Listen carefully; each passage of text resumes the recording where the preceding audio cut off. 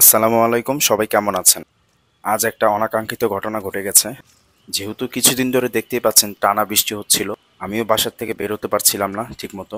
কারণ বৃষ্টির মধ্যে অ্যাক্টিভিটিস করার মতো আমার কিছুই ছিল না। যেহেতু মিরপুর শহীদ মিনারে আমি প্রতিদিন রেগুলার এক্সারসাইজ করি, আর বৃষ্টির জন্য রেগুলার এক্সারসাইজও করতে পারছিলাম না।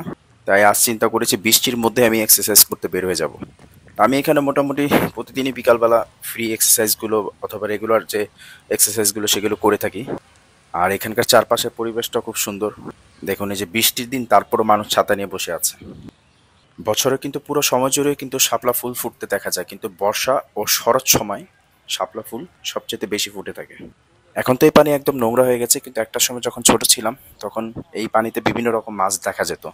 প্রকৃতির যেমন সুন্দর দিক আছে, কিন্তু প্রকৃতির ভয়ানক রূপ কিন্তু তার থেকে বেশি ভয়ানক। হ্যাঁ, আমি কথা বলছি সবচাইতে পুরাতন বট গাছগুলোর মধ্যে একটা বট গাছকে নিয়ে। গাছটা এমনভাবে হেলে পড়ে যায়, ওয়াকওয়ে উপড়িয়ে রাস্তার দেয়াল ভেঙে পড়ে যায়। ছোট থাকতে যখন স্কুলে যাওয়া হতো, তখন এই গাছটাকে আমরা সেই সময় থেকে এই গাছটাকে আমি দেখি। গাছের বয়সটা 100-150 বছরের কম হবে না, আমি ফর শিওর। গাছটা যদিও মারা যায়নি, চাইলে এরকম বড় বড় গাছও আবার দাঁড় করানো সম্ভব। তো সবাই ভালো থাকবেন। আসসালামু আলাইকুম। আল্লাহ হাফেজ। টাটা।